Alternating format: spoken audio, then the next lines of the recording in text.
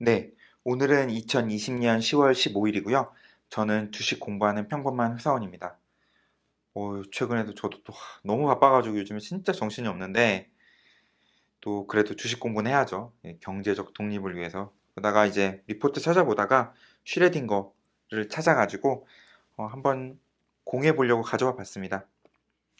요건 10월 11월 10월 11일에 나온 리포트고요. 한 4일 됐죠? 4일 정도 된 리포트고 제퍼리스 리포트입니다. 뭐 제퍼리스 아시는 분은 알겠지만 굉장히 유명한 투자은행이고요. 사실 뭐 벌지 브래켓에 들어가진 않지만 아무래도 사이즈가 작다 보니까 뭐 그래도 골드만삭스, 모건 스탠리 뭐 이런 회사들하고 비교했을 때 결코 꿀리진 않죠. 사실 굉장히 좋은 은행이고 오늘은 굉장히 짧습니다. 사실 좀 짧게 할 거고 기본적으로는 슈레딩거의 기회와 리스크 이 리포트가 얘기하는 그리고 이 리포트가 얘기하는 역시 매출하고 어닝 퍼 쉐어 예상 그다음에 목표 주가 이렇게 세 개 얘기할 겁니다. 우선 슈레딩거의 기회와 리스크 요게 사실 지금 뭐 리포트의 전부죠. 어떻게 보면 그러긴 한데 기본적으로 제프리즈가 생각하는 거는 되게 기회가 좋다 이거예요. 왜냐면 고객들이 지금 지속적으로 슈레딩거의 어떤 그 신약 개발을 도와주는 소프트웨어로 계속 이동을 하고 있습니다. 그러니까 고객의 어떤 고객 풀이 넓어지는 거죠. 점점 결국엔 그게 돈이 될 거고. 뭐 예전에도 영상을 올렸지만 슈레딩거가 하고 있는 비즈니스가 이제 신약 개발을 도와주는 소프트웨어, 그다음에 신약 개발 자체 이렇게 두 개가 있는데 이제 소프트웨어 쪽이 아직까지도 지금은 이제 가장 큰 캐시플로우고 이쪽으로 고객들이 많이 이동하고 있다는 거는 굉장히 좋은 사인이죠. 근데 이제 여기서 원래 제퍼리스가 가장 큰 리스크가 생각했던 가장 큰 리스크가 뭐였냐면 이 pharmaceutical companies 같은 경우는 이 R&D 정보를 이 슈레딩거 클라우드로 옮기는 거에 굉장히 저항이 있을 거라고 생각을 했어요. 왜냐하면 우선 막 파이저 뭐 이런 회사들은 굉장히 보수적이고 특히나 얘네들은 R&D 파이프라인이 사실 얘네들의 전부잖아요. 이 기술 전부니까 이거를 과연 자체 네트워크가 아닌 슈레딩거 클라우드로 옮기는 게 이게 얘네들 문화에 가능할까? 이거에 대한 리스크를 있다고 봤는데 지금까지 이렇게 진행되는 걸 보면 요거에 대한 저항은 크게 없다. 그럼 어떻게 보면 생각보다 굉장히 빨리 성장할 수도 있겠다. 요 얘기를 이제 제프리즈가 하더라고요. 자, 그러면 리스크, uncertainties, 요건 뭐냐? 기본적으로 이제 초기 투자자들이 물량을 이제 팔 수가 있으니까 이 물량이 시장으로 너무 많이 나오지 않을까. 요 생각을 하고 있고요. 우선 게이츠 파운데이션이 200만 주를 팔았다고 합니다. 근데 아직도 1800만 주가 남았대요. 그런데 그래도 200만 주를 팔았고 디이슈어도 1500만 주에서 2, 300만 주를 이미 팔았고 더 던질 수도 있고요.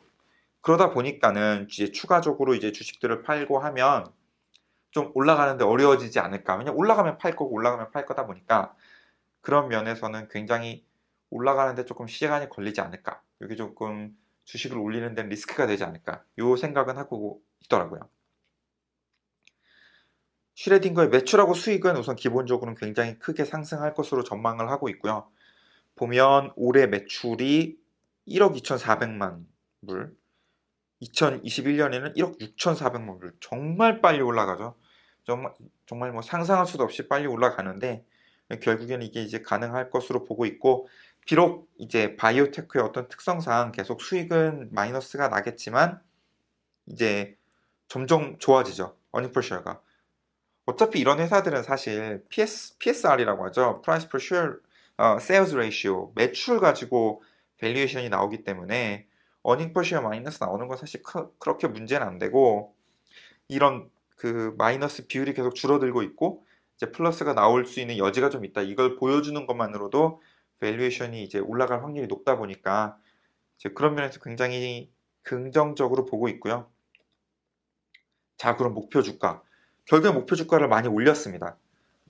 제퍼리스가 많이 올렸고 예전에 목표 주가를 70불로 잡고 있었는데 이번에 이 리포트를 내면서 그러니까 결국엔 4일 전에 75불로 올렸고요. 그러니까 굉장히 긍정적이죠, 사실.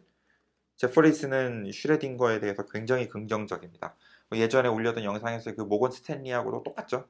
굉장히 긍정적이고 리포트 쓸 당시는 56.7이 요게 어제 거. 어제 가격이 56.57이었는데 그렇게 보면은 업사이드 포텐셜이라고 하죠. 이제 올라갈 수 있는 여지가 한 33% 정도 되고요. 얘네들도 사실 긍정 시나리오, 그러니까 하이 케이스가 있고 로우 케이스가 있어요. 근데 그냥 말씀드리면 하이 케이스는 100불이고 로우 케이스는 20불입니다. 그러니까 로우 케이스 되면 뭐 망하는 거죠. 완전 쪼딱 망하는 거고. 그래도 하이 케이스가 되면은 여기서 다시 한 25니까 다시 33% 올라갈 여지가 있는 거죠. 목표 주가에서도. 이제 그런 면에서는 좀 제프리스는 굉장히 긍정적으로 보고 있고요. 요 목표 주가 참고로 나온 거는 PSR 2021년 기준으로 26에서 31x 뭐 이런 식으로 했다고 하더라고요. 요 기준 가지고 대충 했대요. 그렇게 봤을 때는 뭐 근데 저는 이게 바이오테크 이런 거 밸류에이션을 잘 몰라서 PSR 26에서 31이 보통 그냥 일반 회사는 PER도 한 30일 나오면 너무 높다고 하지 않나? 그런데 PSR 26에서 31이 너무 높은 느낌은 개인적으로 계속 드는데 근데 성장주는 뭐 이렇게 투자해야 된다고 하니까 뭐 저도 잘 모르겠습니다. 저 잘 모르겠고 저는 개인적으로 슈레딩거 주식을 하나도 가지고 있지 않습니다. 근데 뭐 한국인 분들 아무래도 많이 가지고 계시니까 이 리포트가 도움이 되셨으면 좋겠고요. 네, 이상입니다.